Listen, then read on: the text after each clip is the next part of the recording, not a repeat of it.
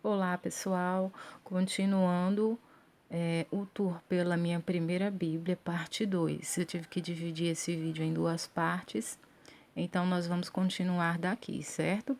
Eu estava falando para vocês sobre as correções que o Senhor realiza em nossas vidas, né?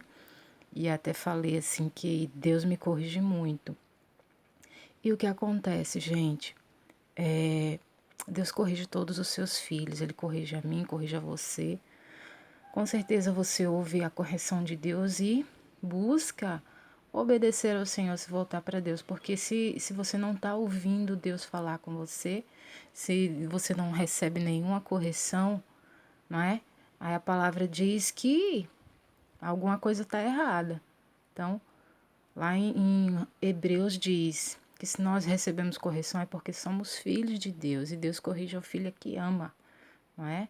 Então, quando as pessoas estão isentas de correção, é porque são alheias ao mundo de Deus, à palavra de Deus, alheias às alianças de Deus. E tem ouvido a voz de Deus te corrigir?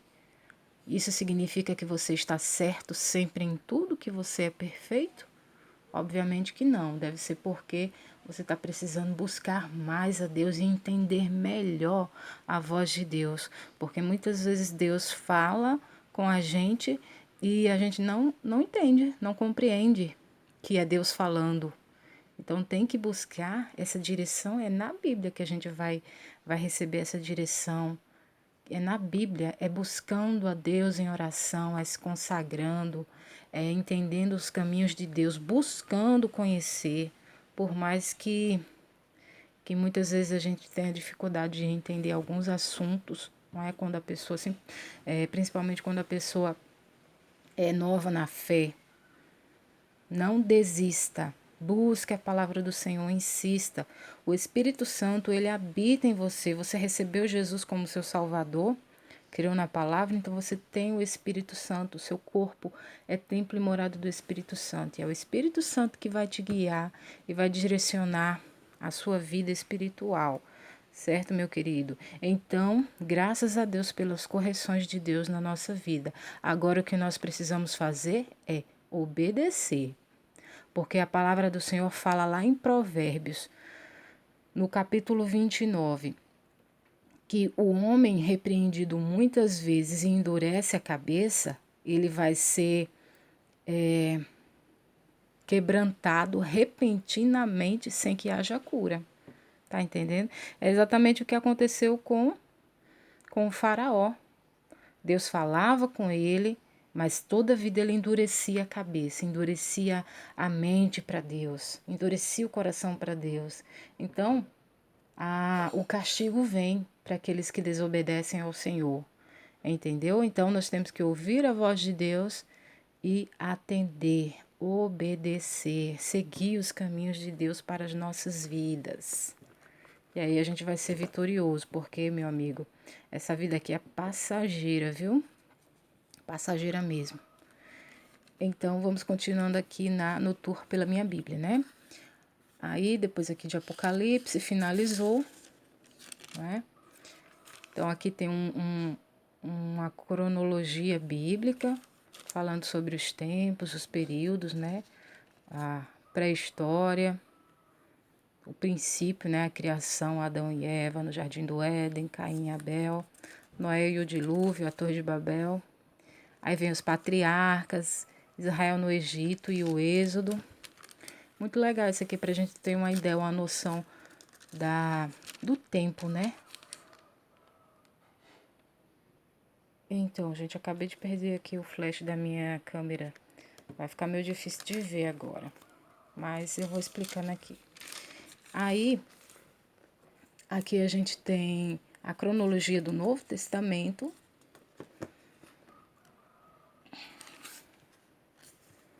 Aqui tem os atlas bíblicos, alguns mapinhas.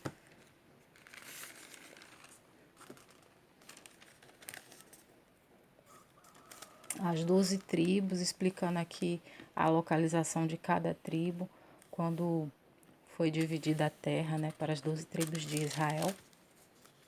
Aí tem os reinos de Israel e de Judá. Aí também a terra de Israel no tempo do Novo Testamento. E assim vai. Tem as viagens missionárias de Paulo, a primeira viagem, a segunda, a terceira viagem de Paulo e a viagem de Paulo a Roma. Aí tem os mapas do templo, né? O templo de Jerusalém no tempo do Novo Testamento, a planta do templo de Herodes. Aí vem o índice dos nomes geográficos dos atlas bíblicos. Tem uma parte que é bem legal também, que é a tabela de pesos, dinheiros e medidas, para você ter uma ideia assim, mais ou menos, né? Dos valores, né? Um gera, um beca, um ciclo, mina, talento. Aí tem também um denário, né? Que na época de Jesus falava muito. Fala da dracma também. Aqui, ó, denário, dracma. E aí vai, côvado. Aí essa parte aqui, ele é um plano de leitura da Bíblia. Eu fiz uma coisa aqui que não foi muito inteligente, né? Eu risquei aqui de caneta as marcações e acabou transparecendo aqui do outro lado. Não foi muito forte. Mas como eu já tinha lido isso aqui, que era a explicação justamente de como você fazer um plano de leitura anual, né? Aqui fala assim, tem uns textozinhos porque ele é a Bíblia, tem algumas referências bíblicas e explicando que para você conseguir ler a Bíblia toda em um ano, você precisa ler 3 capítulos todos os dias e aos domingos ler 5 capítulos. Então, você seguindo essa sequência, você consegue ler a Bíblia em 365 dias, tá certo? Aí eu fui marcando, né, a minha leitura e aqui no final, né, a Bíblia, essa Bíblia aqui fala que se você quiser receber um certificado de leitura da Bíblia, oferecido pela Sociedade Bíblica do Brasil, aí você deve escrever, né, a sociedade e pedir. Bom, eu acho isso tão desnecessário, Deus me perdoe, mas tudo bem. É igual aquela questão da a carteirinha de membro, né? Aquilo ali é uma coisa ser uma coisa puramente humana, mas eu acho, não sei, sabe? Membro da igreja, não sei o que, gente. A igreja é uma coisa espiritual. Isso não tem nada a ver. Ah, mas é uma questão somente de organização, de administração. Totalmente desnecessário. Na minha opinião, obviamente. Aí, ó, como vocês podem ver, eu não tinha muito, como é que se diz? Eu nunca conseguia concluir a leitura da Bíblia em um ano, para falar a verdade. Ó, eu coloquei, comecei a ler a Bíblia em. Aí, quando eu vi que não ia dar, eu peguei rabisquei aqui. Desnecessário rabiscar também, mas eu nunca consegui. O importante, gente, a gente tem que colocar na cabeça é que a gente tem que ler a Bíblia e entender. Não pode ter assim, coisas delimitando você, sabe? Porque a vida da gente, infelizmente, tem as barreiras, os percalços que a gente vai enfrentar, entendeu? O importante é você ler a Bíblia sem, sem peso, tá? Não vai colocar aí uma coisa que eu tenho que ler em um ano. Leia, entenda, busque a Deus, sempre ore quando você for ler a Bíblia, que isso aí é o mais importante, muito, muito mais importante do que você seguir regras, certo? O importante é você ler com a orientação do Espírito Santo. Aqui tem algumas palavras de orientação. Essas palavras de orientação também eu lembro que minha mãe tinha uma Bíblia bem antiga, também tinha essas palavras de orientação. Por exemplo, quando a pessoa está ansiosa, impaciente, vai ter aqui os textos que vai ajudar, que vai te dizer como agir quando estiver desse jeito, né? Quando você está preocupado com relação a dinheiro, quando você está com medo de testemunhar a sua fé em Jesus, aí vem aqui os versículos mostrando para te fortalecer, entendeu? Enfim, se sentindo solitário, angustiado, sofrendo, Aqui, eu coloquei aqui essa frase, né? Deus é bom. E essa frase aqui que eu mesma criei, né? Podemos dizer assim.